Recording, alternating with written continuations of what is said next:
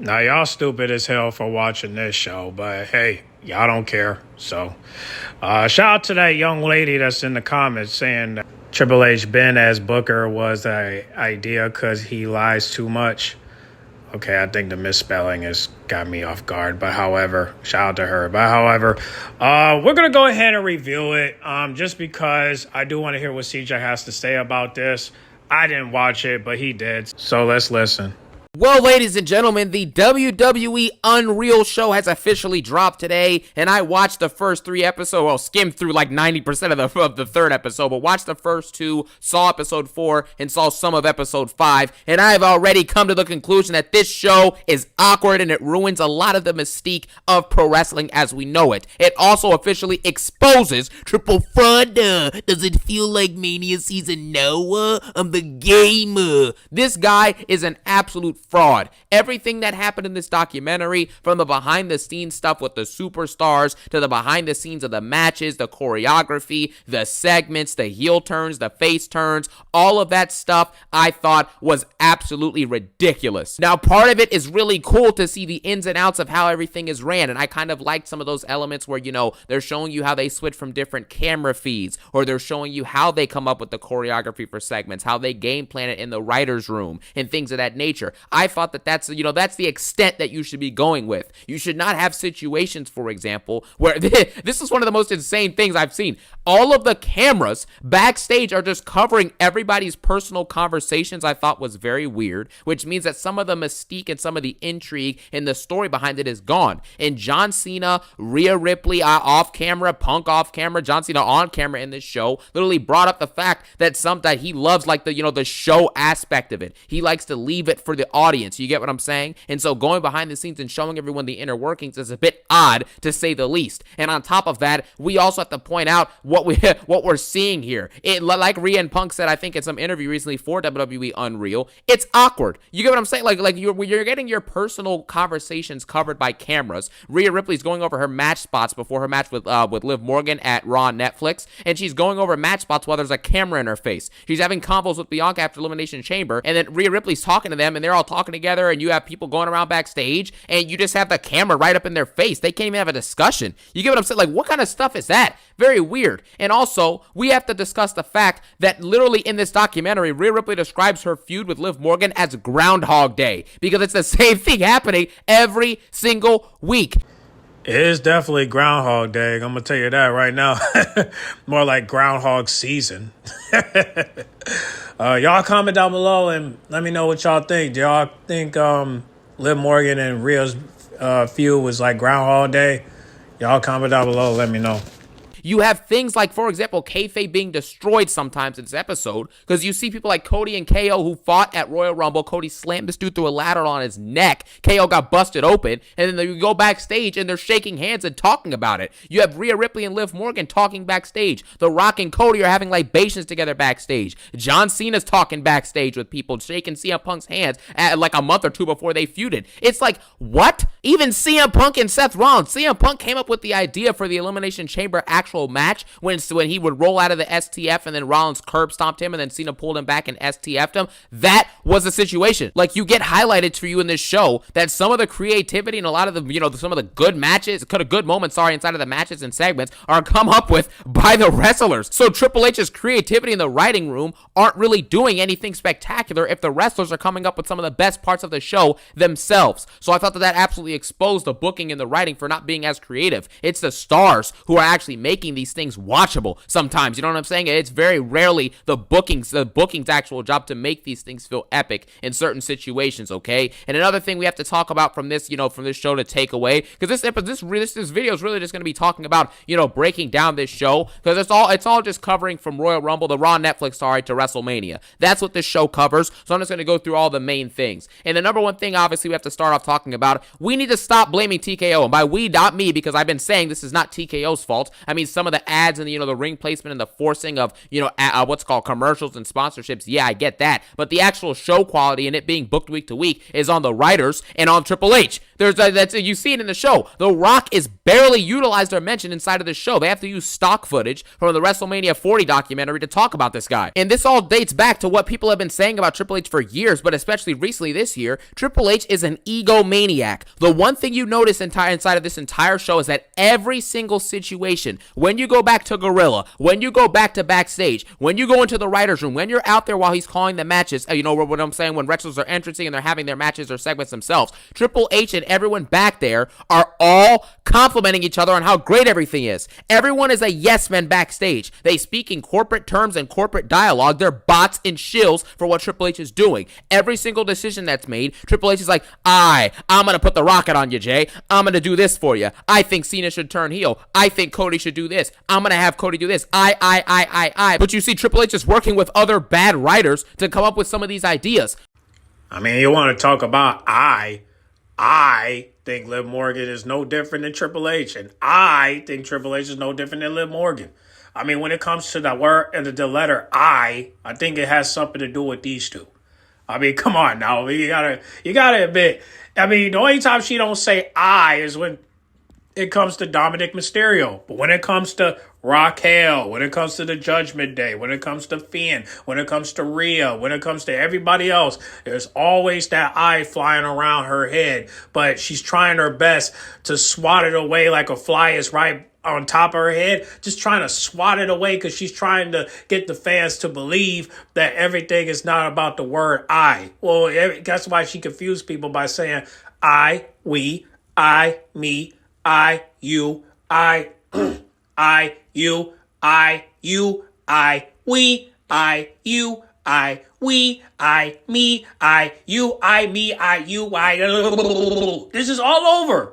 And this flying eye keeps flying around Liv Morgan's head. And every time that fly comes right near the top of the lemon squeeze, the fly is trying to get a little taste of that lemonade. And every time that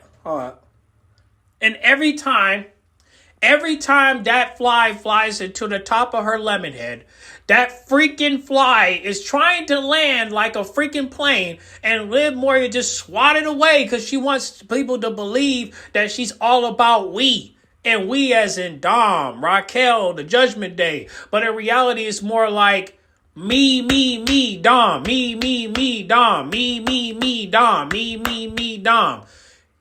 When the last time you ever hear her say me, Raquel, Dom, Finn, JD, Carlito? Like, when do you ever hear her say that? Like, really? It's always Dominic Mysterio. It's always me and him. It's never about, us. And look, she does mention Raquel sometimes. But have you ever hear her say, me and Raquel, we are going to do this. Me and Raquel and Dom, we're going to do this. Me and the Judgment Day, we're going to do this. But then again, when you hear her say that, it's always me and, whoa. We're a group. Why can't you just say we? Why you got to say me and this? No, you don't got to say me and. You just say we. Say we. Why is everything got to be me and? No, don't say me and. Say we. We. Say we. I don't want to hear you say, speak like you're French. Oui. Like, say that. Don't say me. We don't want to hear you say me. Because you don't see that flying eye that's flying on the top of your head, Liv?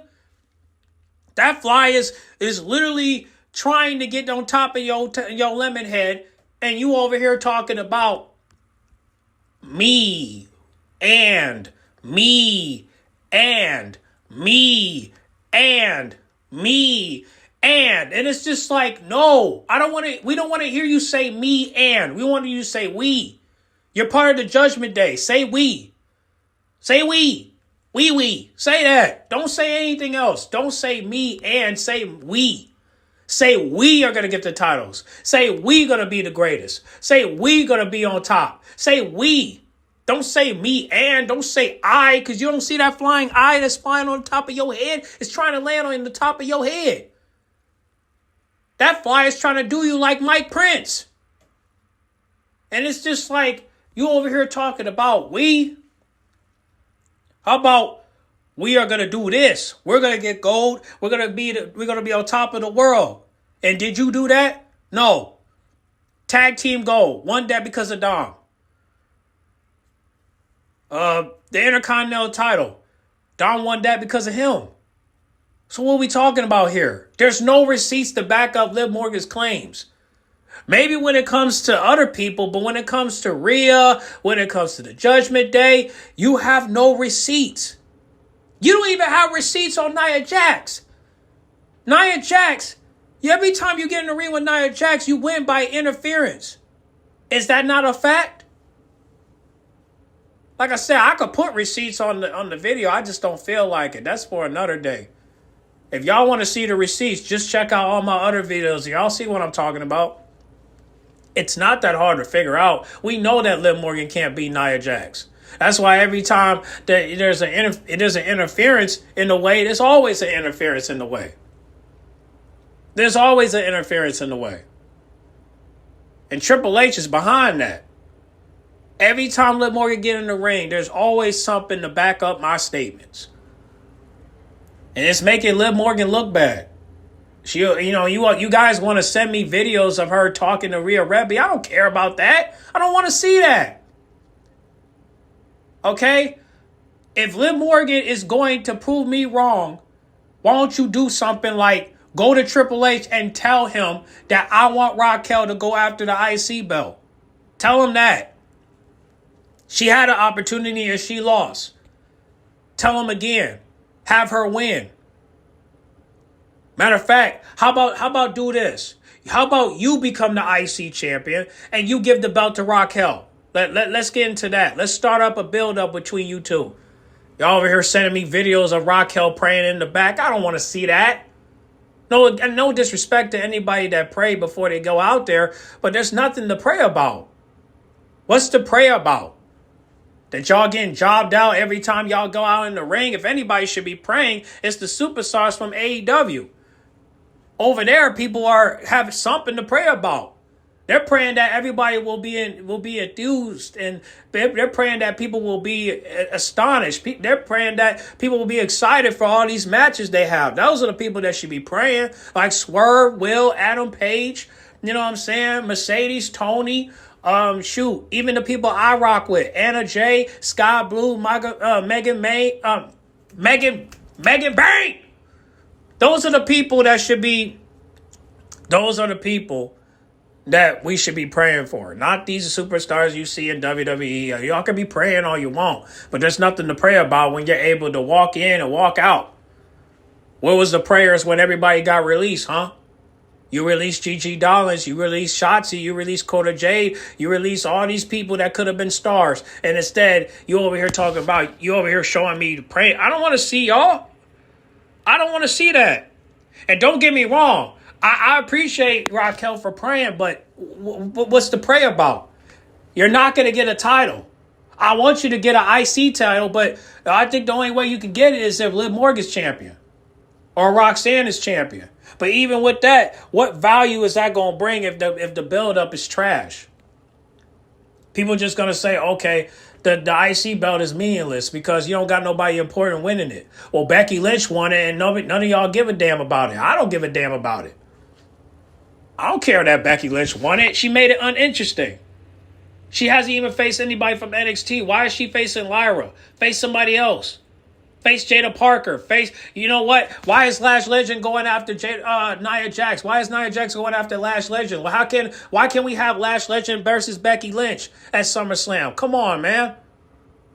Why can we have Laura Vice go after Becky Lynch? Come on. That's what I'm saying. It's just poorly written, bro. And like I said, if Liv Morgan's showing love to Rhea backstage, I already know that. I know you guys are cool in real life. Y'all were just at a yacht party. I mean, I don't, but either way, man, I don't want to see Liv Morgan with Rhea. Not right now. Wait until we can get Dominic Mysterio away from y'all, and then we can do something from there. But until then, no. I don't want to see this. Because it's embarrassing, man. So when are we gonna protest? When are we gonna protest to get Triple H out of this position that he's in now? Because it is kind of disappointing that Triple H is saying the women is better than the men, and he's going to talk about that. But, I mean, you can't forget about Javon Evans. You can't forget about Obafemi. You can't forget about Trick Williams. And I know these are black men, but what about the other men like Ethan Page, Ricky Saints, Hank and Tank? You know what I'm saying? I'm trying to think of some more. Sean Spears, I know people forgot about him. The Stacks, Luca, Tony D. You know what I'm saying? Like, you guys are forgetting about these men. Like, you know what I mean? So, again, you could talk all you want, but Wes Lee, y'all forgot about Wes Lee. What the hell? And Jasper Troy, where he at? You know what I'm saying? Like, y'all can't. Lexus King, Miles Board. Come on, dog. Quit hating. Charlie, what's his name? Charles? Yeah, something like that. But yeah, man, you can't hate on these people. Come on. They're in front of that screen. You can't hate on these people. No, but can they be mid-cards? I'm sure they can. But y'all won't put them in that position. Ethan Page should come in the main roster along with Ricky Saints. I don't know about Sean Spears. I think he needs more time. Javon needs more time too. But it's like, there's so much to talk about with this. But we're going to let the video ride out, and then we can talk about it from there. But yeah, man. Like, what I'm trying to say is Liv Morgan's no different than Triple H. I mean, you call Triple H an egomaniac, but in my opinion, Liv Morgan's an egomaniac too. Kind of like Finn Balor, but then again, behind the scenes, it might not be like that. But when I see Liv Morgan on her phone in the parking lot, dressing like she's one of these chicks I see from high school that dress lazy today on a lazy day, it's amazing how Raquel's walking out with no phone, but Liv Morgan's on her phone. Hey man, listen. If Liv Morgan be single for the next 5 years, well deserved. But you better stay away from Dom. Because I don't believe that Dominic Mysterio is going to get a divorce, but that's why, we need to end this shit now. He'll feel safe. He'll be safe when he's with Roxanne. He'll be safe. Because we know Roxanne ain't gonna move like that. So he'll be fine. He'll be fine. But sorry I couldn't change the picture, but again, I don't feel like it. All right. I don't feel like it. But in the next video we'll talk more about it. But let's just continue with the video. So it's just like, none of this stuff makes any sense. The reason why some of this booking is really garbage this year, or a lot of it is garbage this year, pretty much nearly all of it at this point, is because everyone backstage is telling Triple H how great he is. Like, they show you in the documentary, they finished the Rumble, where Jey Uso wins the Royal Rumble, by the way. CM Punk was originally going to be the Royal Rumble winner. They show it in the documentary, okay? Some dude with the last name Hayes, I forget if it was Brendan Hayes or someone like that, Michael Hayes maybe, I don't remember, but him and Triple H chose to put the rocket on Jey Uso and have him win over Punk and Cena, who were the favorites backstage and from creative to win the Royal Rumble. And you mean to tell me that after Jey Uso wins the Royal Rumble, a former tag team guy, you think he's going to carry the World Heavyweight title to prominence and be the second biggest champion in the company? You know what I'm saying? Like, these are not intelligent decisions. But when this happens, everyone backstage is shaking hands, they're popping champagne, they're hugging each other, kissing on each other's heads. This is awesome, guys. This is awesome. Like, no, it's not.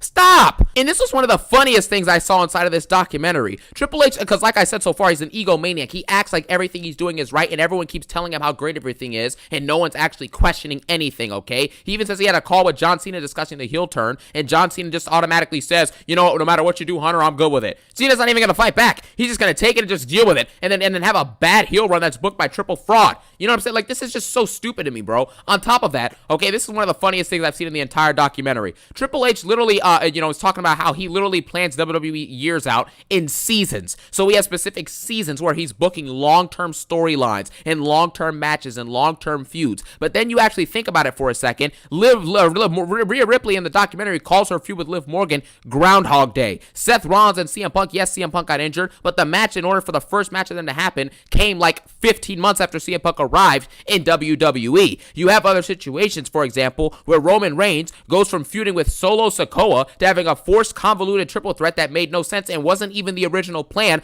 a month before it was put into place. You see what I'm saying? So Triple H is lying. He's not a long-term booker. None of this stuff is thought out well in advance. The John Cena heel turn was thought of like very soon before Elimination Chamber. The Rock showing up was thought of soon before Elimination Chamber because they needed a spark, they needed a jolt heading into Chamber in the heading into later in Mania season. Nick Khan said it himself in the documentary. So that's why The Rock showed up. You get what I'm saying? None of this stuff is actually planned out and thought of in advance, and that is exactly why there is no real effort or creativity put into this. You watch the Raws and SmackDowns every week. I said this a billion times. If you only watch the PLEs and never watch Raw or SmackDown this year and only watch like the Punk or Cena or Roman segments on YouTube, what will you have missed this year? Nothing. Raw and SmackDown have given you nothing. There's no long-term story. It's all convoluted, bad booking. There's been no great storylines this year. If there is, there's maybe been a couple, if that. We're 8 months in, dang near at this point. We should have more than that. And the Raws and SmackDowns are skippable and the PLEs suck. The PLEs are filled with Raw and SmackDown level matches. And that's a fact. And before we get into the WrestleMania 41 and stuff itself, because that's what I really want to talk about. But before we get into that, one of the things that happened at the Royal Rumble, or after it, leading in the Chamber, is The Rock wanted to have Cody Rhodes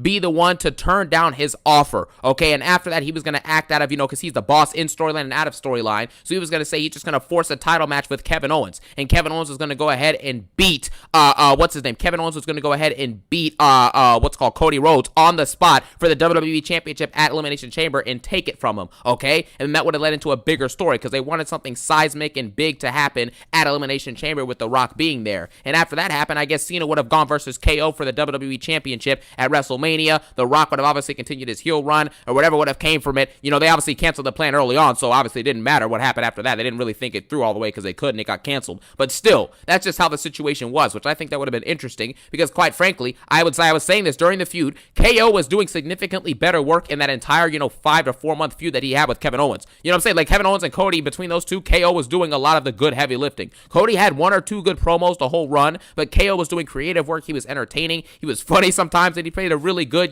off the edge heel. And I thought that was really cool. And so The Rock probably saw that and wanted to do that instead. And maybe Cody would have fought The Rock at Mania or fought something else, because The Rock would have had to be there for the storyline if that was the case. So who knows what would have happened with that. And we also have to discuss the fact that The Rock did get established officially. We already knew this obviously, but it was confirmed. The Rock did want Cody to be the one to turn heel eventually and have Cena as a babyface versus Cody as a heel. Because even if you turn Cody Rhodes face, or heel, even though he's your top babyface, he's still going to be able to sell merch. He's still going to be a big deal because he'll be, one of the top people in the entire industry and the entire company. You get what I'm saying? So it is what it is. And with Cena being back and he actually being a babyface, you get what I'm saying? You'd still be selling a ton of merch regardless. Roman's a face. Jey Uso was yeeting a lot and selling merch. LA Knight obviously is another guy you could have had. So merch sales and having multiple good guys is not the problem. That's why I do believe that Cody should have been the one to turn heel leading into Mania, and Cena probably should have stayed face. That's just my thinking though. And another thing as well, one more big thing is that Triple H is literally quoted word for word by saying in this show that the Performance Center and the men on NXT on average are garbage.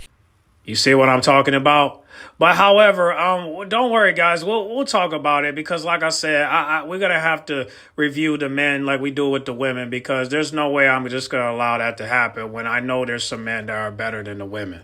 He literally said that there's at least, for every one good talent there is in the men's division on NXT at the Performance Center, there's 5 great women's wrestlers. And that just goes to show you how slow that men wrestlers are picking it up in the Performance Center and in NXT. They're just simply not as good as the women. Those are Triple H's words, not mine, even though I agree with him, obviously, because NXT's men's roster is garbage. Outside of Trick Williams and, Oba Femi, that's basically all they have. And even then, those two aren't really main event level superstar talents, at least yet, in my opinion. So that, there's multiple women that woman that can come up immediately and be mid-card stars or be main eventers. You know what I'm saying? Just a proxy of how good they are. So it's like Triple H exposing that and being honest about how bad the future crop of talent is for the men's division was great to see, because now it shows you guys that what I'm saying is the realities. You're seeing, people are saying it behind the scenes. This is just the facts. The young men's stars, including Braun Breaker, guys like that who came up in the NXT Performance Center system, are not good enough to be main event level stars. The next generation superstars like your next Cena or your next Roman Reigns, that ain't happening with these people, bro. You see it. Maybe one of them, I think Trick Williams has some superstar level talent there, but again, guys like Braun Breaker who are over pushed, Obafemi who's over pushed in NXT, people like that, these people coming up in the PC, the Performance Center,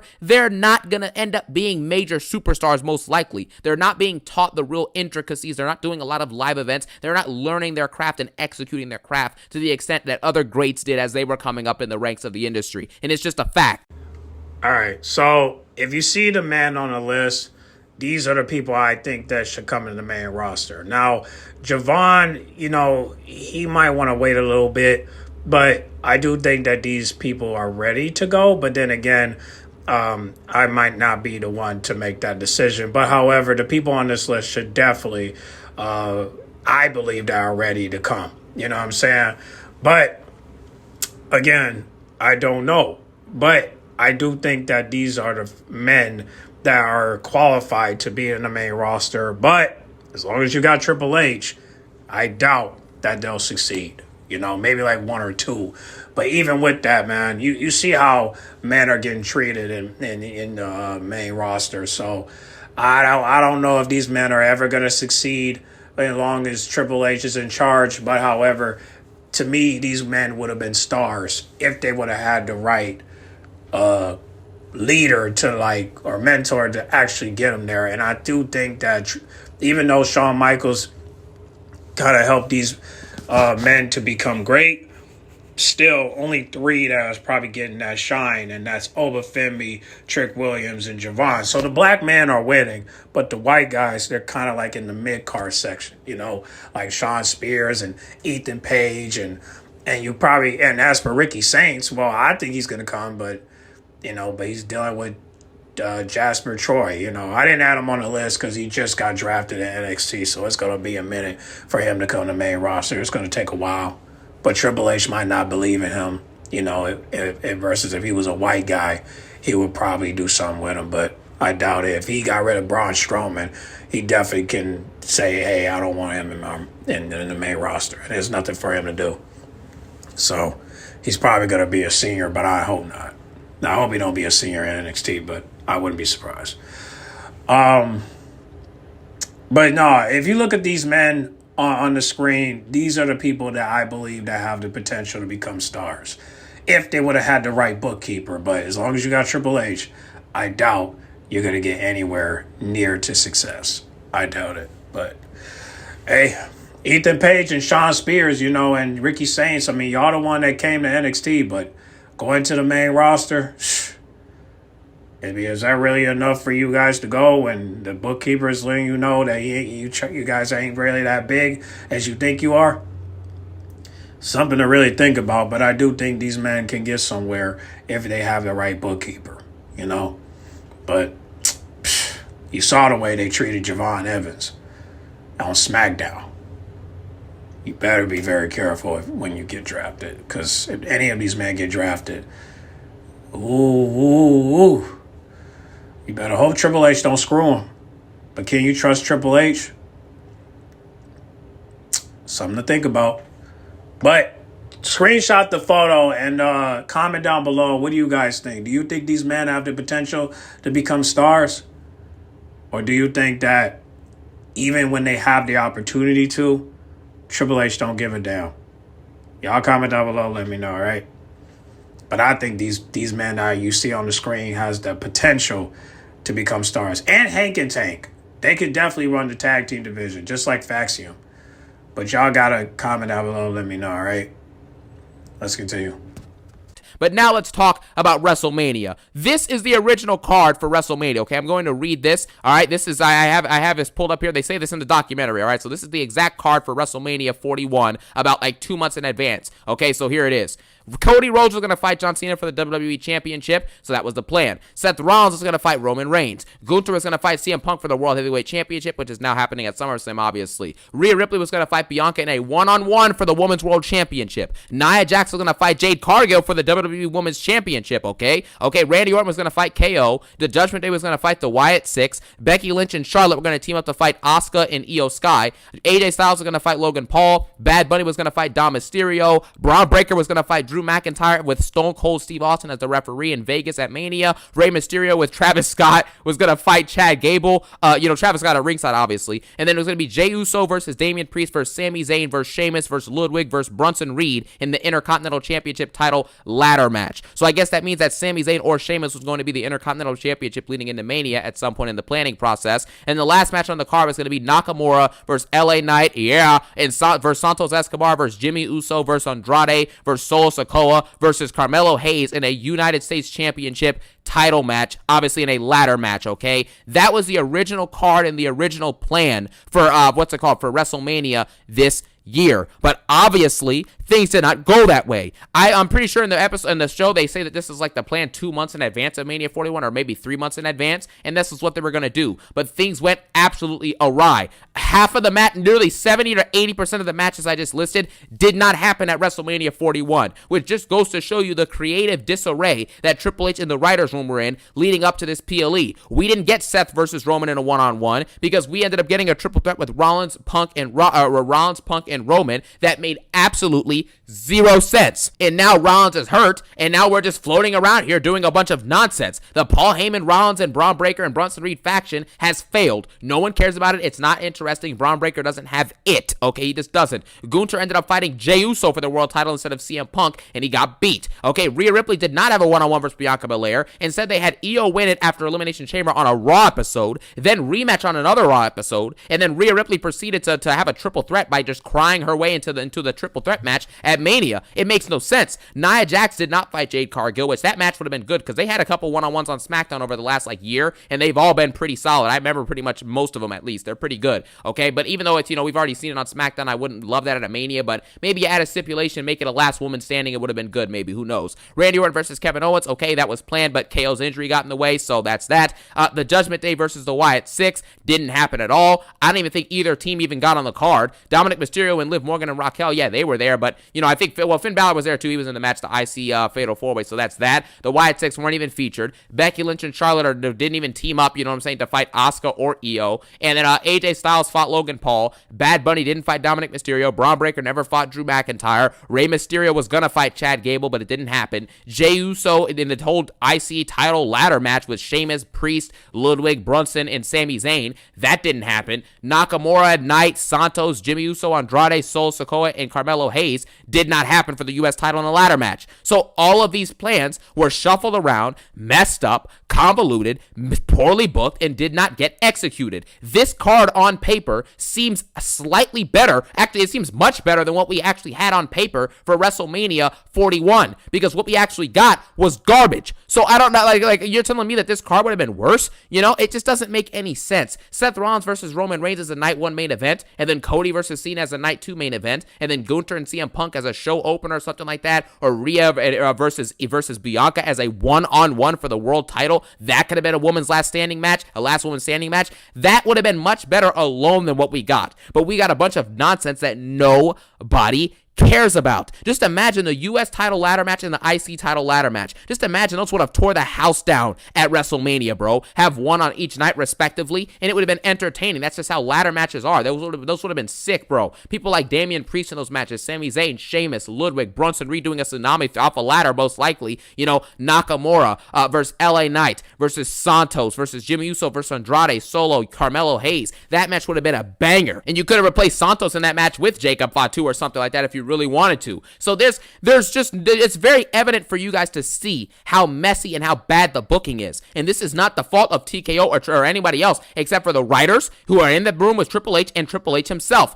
They're co-signing on this. They're messing these storylines up. Yes, there are some injuries here and there that affected things, like KO getting hurt. I get that, okay? You had other people, for example, what's it called?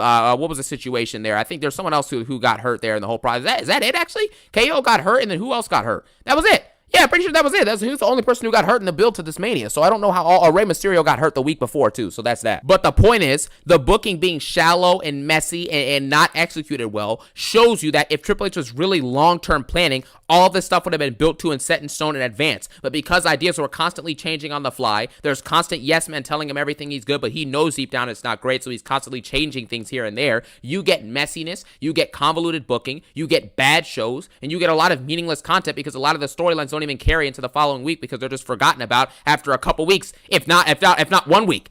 So it's everything is contributing to show you how bad and how poorly WWE has done this year, and just the simple fact that they pull back the curtain this much to show you every little detail dang near with cameras all up in people's faces. I thought that was really stupid and very odd to see as a wrestling fan, in my personal opinion. But if you've seen WWE Unreal, let me know what you think about it. I still gotta finish probably like an episode and a half worth of content still, but so far I'd say the show is mid. I don't like what it stands for in terms of the general ideology of how pro wrestling works and just the business in general. I don't like what Triple H is doing behind the scenes. I don't like the yes men constantly everywhere. I think it's pretty stupid. But at the end of the day, this is just the direction of the business. They're showing you how the food is made, you know what I'm saying? And that's just really what it is. So thank you guys for watching. Let me know what you think about WWE Unreal in the comment section below, and we will be breaking this down further definitely this week, some of the elements of it, because this was just the beginning of a long-term story from your boy, you know what I'm saying, to break down the garbage that WWE is doing today. There's a reason why the viewership is declining, the quality is declining, the merch sales are declining, the ticket sales are declining, you know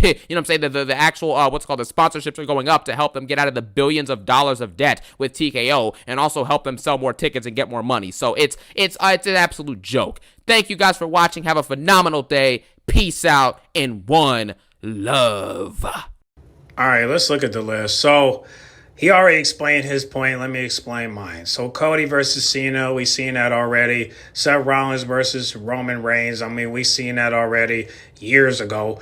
Gunther versus CM Punk. We're about to see that this weekend, so we'll see how we do with that. Rhea versus Bianca. We might get that next year, hopefully at WrestleMania, or we might get Rhea Ripley versus Stephanie Valkyria, but I don't know. Nia Jax versus Jade Cargill for the WWE Women's Champ. Well, I mean, we might get that down the road, but get that at WrestleMania, nah, too soon. Bianca, well, no. I mean, Jade versus Naomi is much better than what we could imagine with that, but I think we might get that down the road, though. Let's see, Randy Orton versus Kevin Owens. We was going to get that, but never mind on that. The Judgment Day versus the Wyatt Six. We were supposed to get that when Alexa Bliss came back, but never got that. Thanks a lot, Hunter. Becky Lynch and Charlotte versus Io Sky and what the heck? Asuka? Nah. That's a Raw match. We can forget that part. Let's see. AJ Styles versus Logan Paul. We seen that. Bad Bunny versus Dominic. Now, I could see that if Dom was away from the Judgment Day, he was away from Liv Morgan. I could see that. Him going independent. Maybe we might get that next year. Well, maybe not. Well, hopefully we can get that next year if we can get him to go independent. But yeah, if we can get him to go independent, we might see that. Or we might see Rey Mysterio versus Dominic Mysterio again. We might see that again. But yeah, maybe down in the near future. But I definitely want to see that. But we got to get him away from the Judgment Day, including Liv Morgan, in order for that to happen. Let's see. Braun Breaker versus Drew McIntyre and Stone Cold as the referee. I can't really see that, but so we're going to skip that. I don't think that's a good one. Let's see. Rey Mysterio with Travis Scott versus Chad Gable. I can't vision that at all. But we were supposed to get Chad Gable versus Rey Mysterio, but we never did because he got hurt. So we definitely need a restart on that when he comes back. But Chad Gable's out, so we're going to have to wait on that one. Let's see. Now the ladder match for 2 mid-card titles. I mean, if I have to think about it, I think Sheamus should win that match. No offense to Jay and Damian Priest, but I think Sheamus should win that match. As for United States title goes, either Jimmy Uso or Carmelo Hayes or LA Knight. Yeah, that would have been a great match for sure. But yeah, you see the list. It looks good, but some of these matches makes no sense. Like, why would Travis team up with Rey Mysterio? Why would Stone Cold be the referee for Braun Breaker and Drew McIntyre? Why would Becky Lynch and Charlotte team up against Asuka and Io Sky? It makes no sense to me. But y'all can comment down below and let me know what y'all think. So far, some of the matches are good, and it should have happened. But as for the other matches, now that's just random. Some of it came already, some of it hasn't yet. Some of them just didn't proceed. But proceed. But y'all comment down below. What do you guys think about these matches? Do you think most of this should have happened? Because I think it already did. And it could happen. And, it just wasn't proceed. But y'all comment down below, let me know. Travis with Rey Mysterio? No, that wouldn't make sense. Stone Cold as the referee with Drew McIntyre and Braun Breaker? Nah, man. Nah.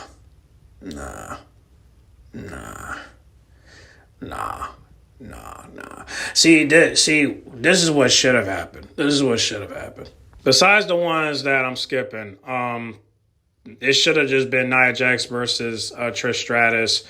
And it should have been Becky Lynch versus Lyra versus Bayley. No, I ain't gonna say that.